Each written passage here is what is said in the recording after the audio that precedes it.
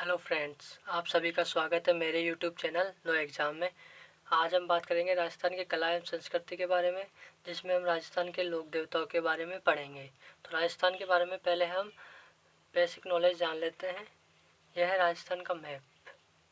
जैसा कि आप सभी देख सकते हैं, राजस्थान के मैप में यह राजस्थान की सीमा अंतर्राष्ट्रीय सीमा पाकिस्तान के साथ लगती है और राजस्थान की अंतर्राज्यीय सीमा पंजाब, हरियाणा, यूपी, मध्य प्रदेश, गुजरात के साथ लगती है।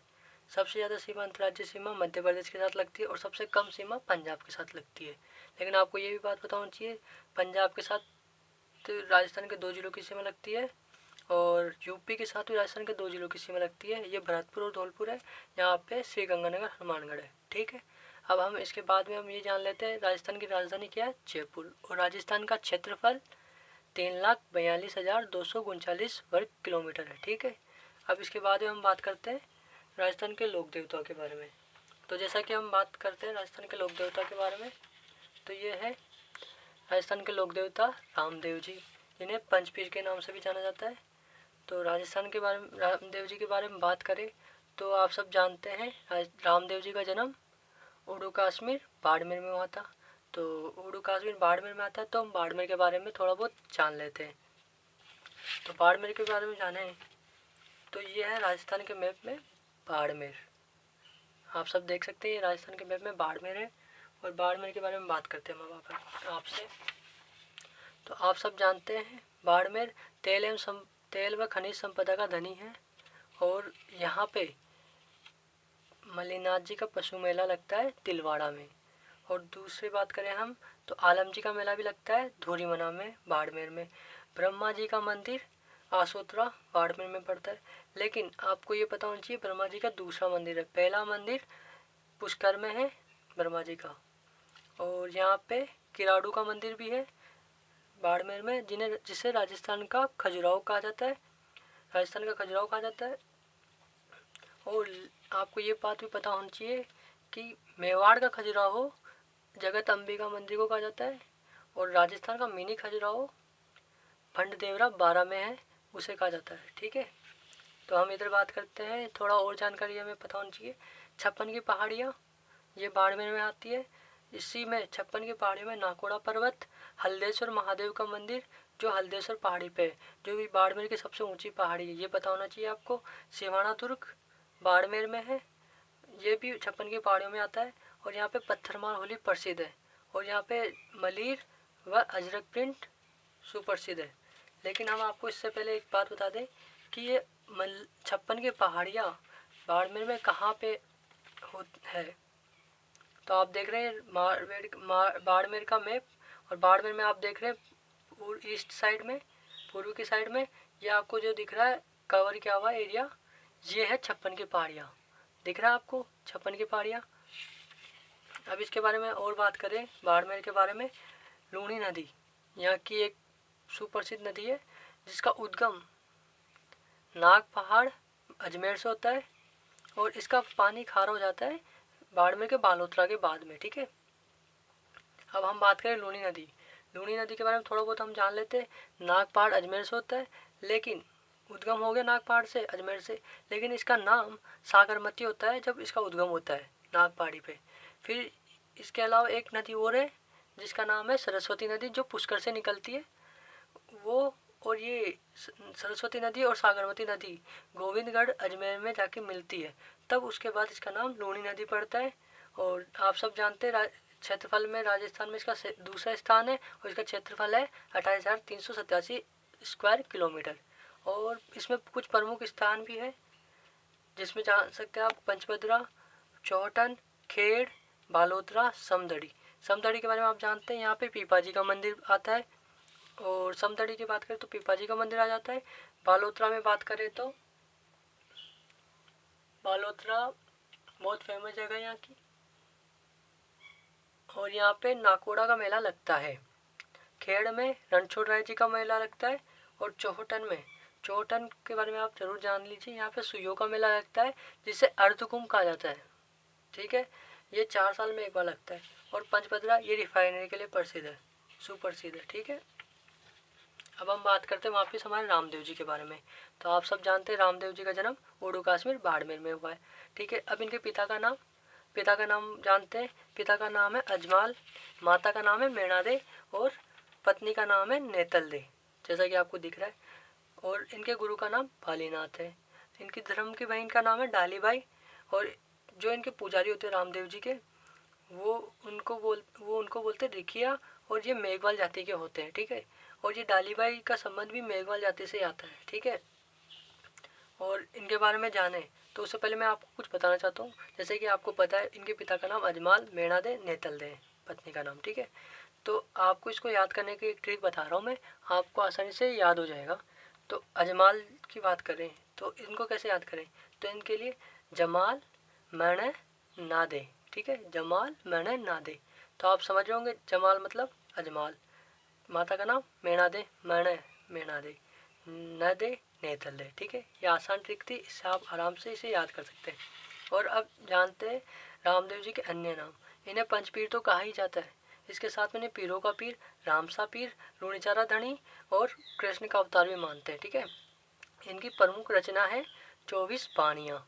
और इन्होंने कामड़िया पंथ चलाया था। ठीक है, और रूणीचारा धनी इसलिए कहा जाता है, इन्होंने रूणीचा गांव भी बसाया था।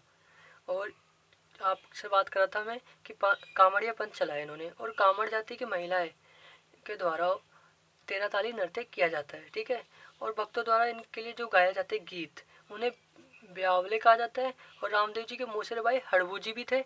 और हड़बू जी के भी गुरु है ना बालीनाथ जी थे, जो हमने आप यहाँ पे पढ़ा बालीनाथ जी के बारे में। ठीक है, ये इनके गुरु थे। और हड़बू जी के भी गुरु बालीनाथ जी थे। ठीक है, और इनके ध्वजा को नेजा कहा जाता है, जो 5 रंगों की। ठीक है, 5 रंगों की होती है।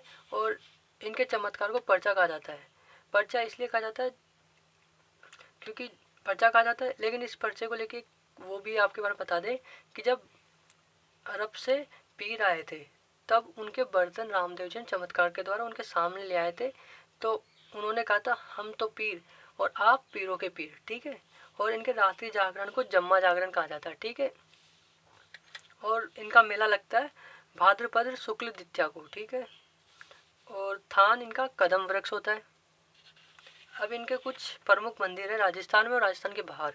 तो सबसे बड़ा मंदिर प्रमुख मंदिर आप सब जानते हैं, रामदेवरा पोखरण में, जैसलमेर में। ठीक है, और रामदेव जी का प्रमुख मंदिर। इसके अलावा बराठिया अजमेर में है, सूरत खेड़ा चित्तौड़ में है, छोटा रामदेवरा गुजरात में है, मसूरिया पहाड़ी जोधपुर में। ये सब इनके प्रमुख मंदिर है, जिन्हें सबसे प्रमुख आता है रामदेवरा जैसलमेर में। ठीक है, अब जैसलमेर की बात हो ही गई है तो मैं आपको थोड़ा बहुत और कुछ बता देता हूँ। जैसे कि आप सब जानते हैं जैसलमेर को स्वर्ण नगरी कहा जाता है, राजस्थान का अंडमान कहा जाता है, और हवेलियों का शहर भी कहा जाता है। लेकिन अब हम जानते हैं थोड़ा बहुत और बेसिक नॉलेज। जैसलमेर स्वर्ण नगरी, राजस्थान का अंडमान, और क्षेत्रफल की दृष्टि से 38,401 स्क्वायर किलोमीटर का क्षेत्रफल है, जो राजस्थान में प्रथम स्थान है। ठीक है, और अब हम बात करते हैं आगे। तो यहाँ पे जैसलमेर स्वांगिया माता का मंदिर है, जो त्रिशूल है, जो इनका प्रतीक चिन्ह है वो त्रिशूल है। और स्वांगिया माता भाटियों की कुलदेवी है। यहाँ पे जैसलमेर में ही संभवनाथ का मंदिर है, जहाँ पे इनके कक्ष में वो जो नहीं होता है, क्या बोलते हैं, देवालय के भूगर्भ में, इनके देवालय के भूगर्भ में जिनेंद्र सूरी ज्ञान भंडार है, जहाँ पे पुस्तकों पुराना भंडार था। ठीक है, और यहाँ पे जैसलमेर में ही राष्ट्रीय मरुद्यान भी है। और यहाँ पे जैसलमेर में एक क्षेत्र पड़ता है लाठी क्षेत्र। ठीक है, लाठी क्षेत्र जहाँ पे सेवन घास, लाठी क्षेत्र का मतलब ये है कि जो नॉर्मल, जो राजस्थान का सबसे न्यूनतम बिंदु होता है ना, वो लाठी क्षेत्र है, जैसलमेर में ये वो, और वो लाठी क्षेत्र कहते हैं। और वहाँ पे सेवन घास लगती है, उगती है, जो भी है ना। और यहाँ पे पलाया झील भी है, सर्वाधिक पलाया झील, जिन्हें खडीन भी कहा जाता है। ठीक है, और राजस्थान आपको पता है भारत में 2 बार वो परमाणु टेस्ट हुए। तो सबसे पहला परमाणु टेस्ट 18 मई 1974 को हुआ, जिसे स्माइलिंग बुद्धा कहा गया। और ये कहाँ पे हुआ आपको सभी को पता है कि ये पोखरण में होते हैं, जैसलमेर में होते हैं। ठीक है, और दूसरा परमाणु टेस्ट ये असफल रहा था कुछ कारणों से, और ये दूसरा टेस्ट हुआ था मई 1998 को, जिसे ऑपरेशन शक्ति कहा गया था। और यहाँ पे चांदन नलकूपों को थारगा गढ़ा कहा जाता है। ठीक है, यहाँ की चित्रकारी में मूमल सुप्रसिद्ध है जैसलमेर की। और अब आगे बात करते हैं, यहाँ पे सुप्रसिद्ध किला आप सभी जानते हैं, सोनार का किला, 99 बुर्जों का दुर्ग है, इसे 99 बुर्जों का दुर्ग कहा जाता है। यहाँ पे त्रिकुट पहाड़ी पर है, जो जैसलमेर की त्रिकुट पहाड़ी पे है, ठीक है। और एक मिनट रुकिए, मैं इससे साइड में कर देता हूँ। त्रिकुट पहाड़ी पे और इसी जैसलमेर दुर्ग में राजस्थान का एकमात्र ढाई शाखा हुआ था। और 2013 में सोनार के किले को यूनेस्को वर्ल्ड हेरिटेज साइट में शामिल किया गया था। इसके अलावा इसके साथ में 6 जिले थे, 7 में टोटल, 6 में एक ये भी था सोनार का किला। और जैसलमेर में ही बड़ा बाग की छतरी है, जहाँ पे आप समझते हैं भाट जो राजाएँ थे यहाँ पे, है ना, जैसलमेर के राजाओं की वो शमशान घाट है, ठीक है। और सालिम सिंह की हवेली, सालिम सिंह की हवेली सुप्रसिद्ध है यहाँ की, जिसकी 5वीं मंजिल को मोती महल कहा जाता है और जहाज महल कहा जाता है, ठीक है। और इसकी 6वीं व 7वीं मंजिल जो है वो लकड़ी की बनी हुई थी, अब तो उसको उठा दिया गया। ये जो थी ये जिसको शीश महल और रंग महल कहा जाता है, 6वीं 7वीं मंजिल थी, जिनका नाम था, एक का शीश महल, एक का नाम रंग महल। आपको याद करना। और सालिम सिंह की हवेली जिसमें 5वीं मंजिल का नाम क्या था, तो मैं आपको बता रहा हूँ आराम से। सालिम में साली एक होता है, तो साली को आप क्या दोगे, मोती दोगे, और महल से क्या हो जाएगा, महल, तो मोती महल, ठीक है। आराम से याद हो जाएगा आपको आसानी से। अब हम आगे बढ़ते हैं। तो शीश महल हो चुका है, रंग महल हो चुका है। अब हम बात करते हैं पटुओं की हवेली की। पटुओं की हवेली की बात करें तो यहाँ पे नथमल की हवेली पटुओं की हवेली जो अपनी नक्काशी के लिए प्रसिद्ध है। और नथमल की हवेली जिसके शिल्पकार हाथी व लालू है, ठीक है। हाथी व लालू हो गए, लेकिन इनका नाम कैसे याद रखेंगे आपको, ये तो याद रह जाएगा नथमल की हवेली जैसलमेर में, लेकिन आपको ये हाथी व लालू याद नहीं रहेंगे। तो इसको आराम से आसान से याद करने का तरीका मैं आपको बता दूँ। जैसे नथमल की बात करें, ये हाथ मल रहे हो आप, हाथ ही तो मल रहे हो, हाथ मल रहे हो, हाथ मलते मलते आपके क्या हो गए, लाल हो गए, तो हाथ लाल, तो हाथ से तो हाथी हो गया और लाल से लालू हो गया, ठीक है। तो धन्यवाद आप सभी का मेरे यूट्यूब चैनल पे नो एग्ज़ाम में। और आप जाने से पहले मेरे यूट्यूब चैनल को सब्सक्राइब कर लें और वीडियो को शेयर कर दें, ताकि ये ज़्यादा से ज़्यादा लोगों की पहुंच में आ सके और आराम से उन्हें राजस्थान के जो भी कॉम्पिटिटिव एग्ज़ाम है उनमें सफलता मिल सके। धन्यवाद।